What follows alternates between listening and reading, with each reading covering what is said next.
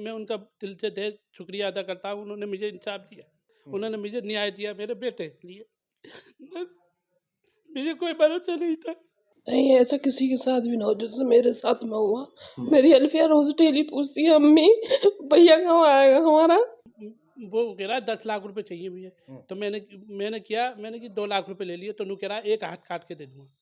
2 लाख रुपए में? हाँ, 2 लाख रुपए में एक हाथ काट के दे दूंगा। रात को आके उठ के सो जाता तो कह रहा अम्मी मुझे तुम्हारे बिना नींद ना आती है। अल्फिया को याद है उसकी?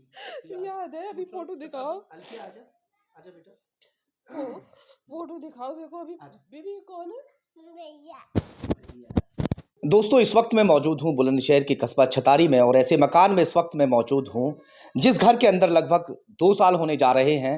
कोई त्योहार नहीं मनाया गया, कोई खुशियां नहीं मनाई गई, सिर्फ आंखों में आंसू हैं और बेटे की याद है। 8 साल के बेटे को इन्हीं के घर में काम करने वाले, इन्हीं के जो क्लिनिक पे काम करता था, उस व्यक्ति ने उसको अब इनके बेटे को उठा लिया और उठाने के बाद तीसरे दिन उस बच्चे की बॉडी मिली थी, जिस पर सबसे ज़्यादा ये भरोसा करते थे, जिससे सबसे ज़्यादा ये प्यार करते थे, जिसे काम सिखाने के लिए इनके वालिद ने, इनके पिता ने उसे रखवाया था, उसे काम सिखा रहे थे। बड़ी शिद्दत के साथ में उसको हर एक बात बताते थे अपने अपने काम के बारे में। उसी ने सिर्फ एक धमकाने की वजह से इनके बेटे को उठा लिया, अगवा कर लिया, फिरौती मांगी और फिरौती ना देने पर बच्चे को मौत के घाट उतार दिया था। मैं इसलिए इस मकान में आज पहुंचा हूं क्योंकि उस व्यक्ति को आजीवन कारावास की सजा सुनाई गई है।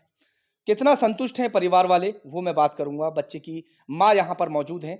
सबसे पहले तो मैं उनसे ही बात कर लेता हूं। थोड़ा सा भाई समझो ना। देखिए, कातिल को ज्यादा से ज्यादा क्या सजा होनी चाहिए थी, क्या चाहती हैं आप? थोड़ा आगे आ जाइए। फांसी होनी चाहिए थी उसे, लेकिन जीवन कारावास हुई है, सही है कोर्ट के हिसाब से।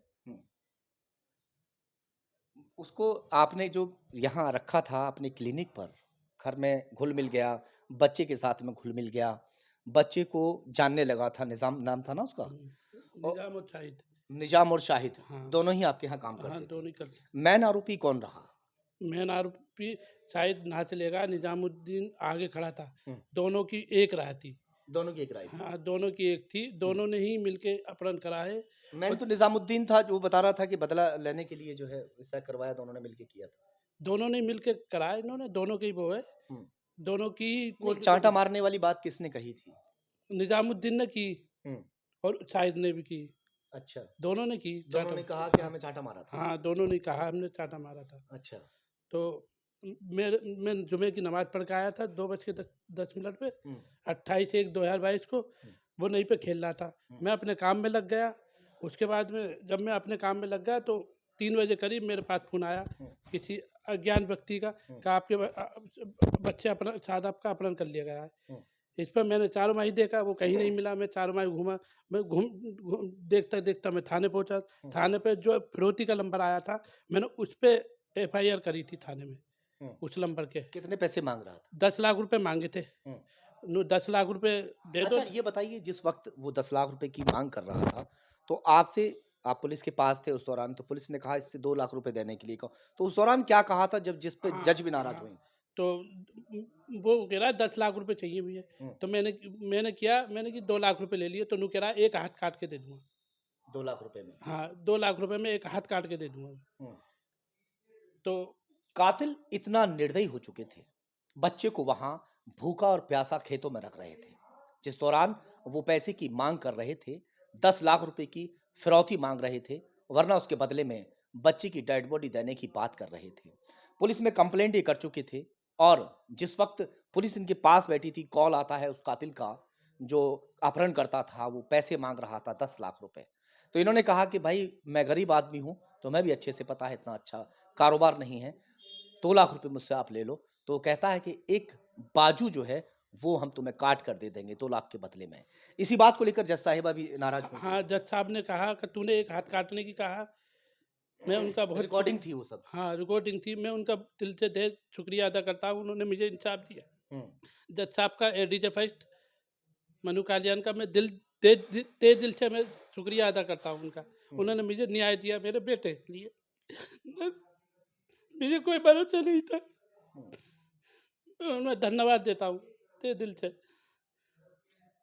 इनका 8 साल का बेटा शादाब, वो इकलौता था, इनका इकलौता चिराग था।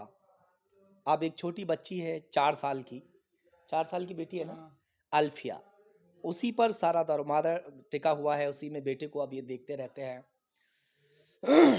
यहाँ पर निज़ामुद्दीन और शाहिद नाम के 2 लड़के, इन्हीं की जो चिकित्सालय है इनका, दवाखाना वगैरह है, यहीं पर वो दोनों लड़के प्रैक्टिस करते थे, इनके साथ में वो काम सीखते थे।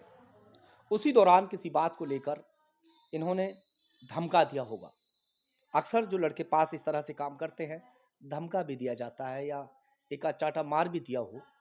उसी बात को वो दिल में लेकर बैठ गया और उसने बच्चे का अपहरण कर लिया। उन लोगों ने अपना जुर्म कबूल करते हुए पुलिस को बताया कि हमने सिर्फ हत्या इस बात पर की थी कि जो डॉक्टर साहब हैं इन्होंने उनको चांटा वगैरह मार दिया था और अपने क्लिनिक से भगा दिया था। किस बात पर भगाया था, क्या ऐसा हुआ था? मैं कहीं बाहर जाता था तो मेरे ग्राहकों से लड़ते थे, चोरी करते थे, तो वो ग्राहक मुझसे शिकायत करते हैं, चोरी में कई बार पकड़े गए दवा चुराते हुए, तो इस वजह से मैंने हटा दिया था। कोई मारपीट भी की थी आपने? नहीं, मैंने कुछ हाथ नहीं छुड़ाया, ना कुछ नहीं कहा, मैंने हटा दिया। हाँ, मारपीट नहीं की गई, उसके बावजूद भी उन्होंने ये इल्ज़ाम लगाया कि मारपीट की। और अक्सर जो लड़के काम करते हैं इस तरह से धमका दिया जाता है, मगर इसका मतलब ये नहीं है कि वो बच्चे को इस तरह से उठा लें और उठाने के बाद में बच्चे की जो है हत्या कर दें।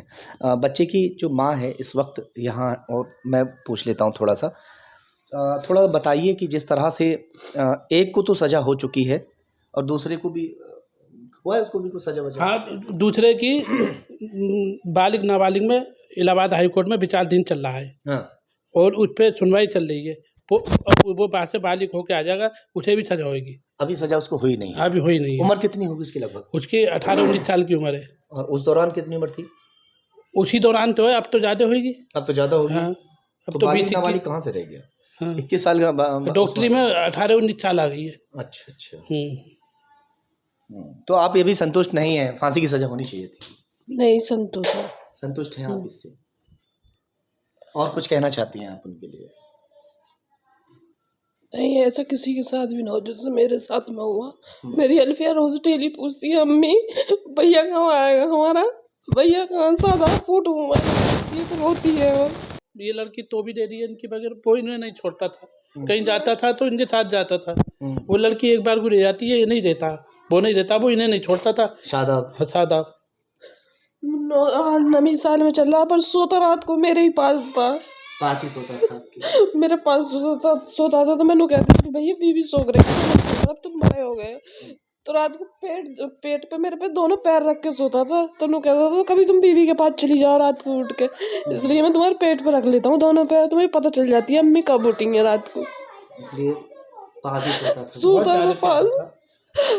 मैं ये हुई थी मेरी अल्फिया, तो मैं जब चाहती तो मेरी अम्मी तो वहाँ पर रही थी, तो ऐसे चटाई बिछा देती थी अम्मी मेरे लिए खटिया, तो उस पर लेट जाती थी मैं इससे लेकर अल्फिया को। तो रात को मैं जब मेरी आंख लग जाती थी तो मेरे बीच में आके सो जाता था, रात को आके उठ के सो जाता था। तो कहा अम्मी मुझे तुम्हारे बिना नींद ना आती है। अल्फिया को याद है उसकी? याद है, अभी फोटो दिखाओ। अल्फिया आजा, आजा बेटा। फोटो दिखाओ, देखो अभी बीबी कौन है? भैया, ये छोटी बहन है अल्फिया की। अल्फिया जो है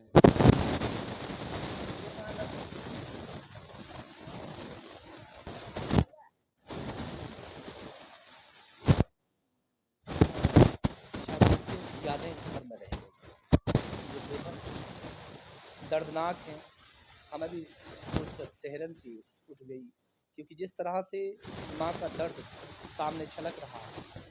अब कातिल को चाहे सजाए मौत भी क्यों ना हो जाए, शादाब तो वापस आएगा नहीं, मगर ये है इस बात से इनको थोड़ा सुकून है कहीं ना कहीं कि जो कातिल है अब सारी उम्र जेल में ही काटेगा। और ऊपर वाले ने भी उसको सजा दी। जिस दौरान उसने बच्चे की हत्या की थी, उस दौरान भागदौड़ में उसके दोनों पैर जख्मी हो गए थे, जिसकी वजह से डॉक्टरों को उसके दोनों पैर काटने भी पड़ गए। दोनों पैर कट चुके हैं ना। तो फिलहाल ऊपर वाले ने भी उसको सजा दी है, दोनों पैर उसके कट चुके हैं और आजीवन कारावास की उसे सजा सुनाई गई है।